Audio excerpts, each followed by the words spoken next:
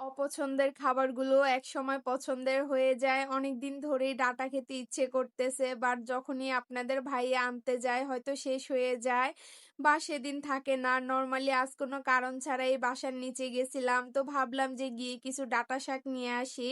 ডাঁটা শাক আনতে গিয়ে কিছু তরকারিও নিয়ে আসছি। মাশাআল্লাহ, তরকারিগুলো দেখি বোঝা যাচ্ছে কি সুন্দর ফ্রেশ, তাই না? এই তরকারি থেকে চোখই সরানো যায় না। আগে তো তরকারি দেখলেও নাক ছিটকাতাম।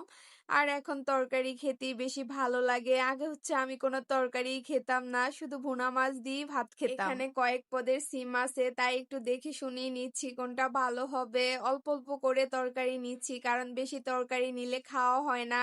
আর ফ্রিজে থাকলে অনেক সময় আমার মনেও থাকে না রান্না করব যে, তখন তরকারিগুলো নষ্ট হয়ে যায়। আর আমি অপচয় করতে একদমই পছন্দ করি না।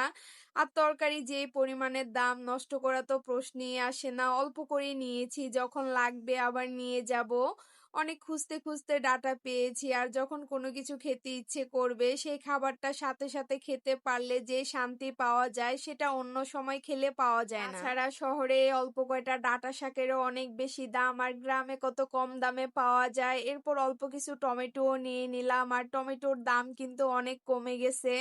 আর বেশি নিয়ে যাব যে নরমালে কয়েকদিন রাখার পরেই নষ্ট হয়ে যায়। আর আমরা তরকারি সব সময় কমই কিনি, যখন লাগে তখন সাথে সাথে নিয়ে আসে। একটা ছোট বাচ্চা টমেটো বিক্রি করতেছে, জীবন ভরই অদ্ভুত, তাই না? এরপর বাসায় এসে তরকারিগুলো পিপি থেকে বের করে নিচ্ছি।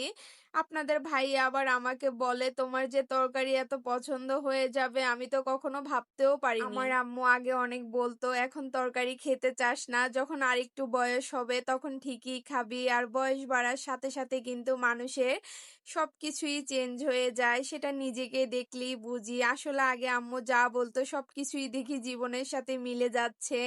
এখন অনেক কিছু নিয়ে অনেক বেশি আফসোস করি, আর মনে মনে ভাবি আম্মুর সব কথা যদি তখন শুনতাম তাহলে হয়তো জীবনটা আরো বেশি সুন্দর হতো। কারো কথা সত্যি হোক বা না হোক, মায়ের কিন্তু প্রতিটা কথাই সত্যি হয়। ডাটা পরিষ্কার করতে এত সময় লাগতেছে, একটা পরিষ্কার করতেই 10 মিনিট লাগতেছে। আমার কাছে মনে হয় আল্লাহই ভালো জানে এগুলো কখন পরিষ্কার করব আর কখন রান্না করব। আমি পরিষ্কার করতেছি আর টেনশন করতেছি, আর আপনাদের ভাইয়া আমাকে বলে আমিও পরিষ্কার করি। তো আমি বলি তুমি পারবে না, আমার নিজেরই পরিষ্কার করতে অনেক বেশি কষ্ট হচ্ছে। আর সেই জায়গায় তুমি তো জীবনেও পারবে না। ডাটাগুলো কিন্তু একদম নরম। আমি তো কেনার সময় অনেক ভয়ে ছিলাম যে এগুলো আবার শক্ত হয় কিনা। ডাটা নরম থাকলেই রান্না করলে খেতে বেশি ভালো লাগে। ডাটাগুলো প্রসেসিং করতে আমার কত কষ্ট হচ্ছে, আর এখন আম্মুকে অনেক বেশি মিস করতেছি। আম্মুর কাছে থাকলে হয়তো আর নিজের করা লাগতো না।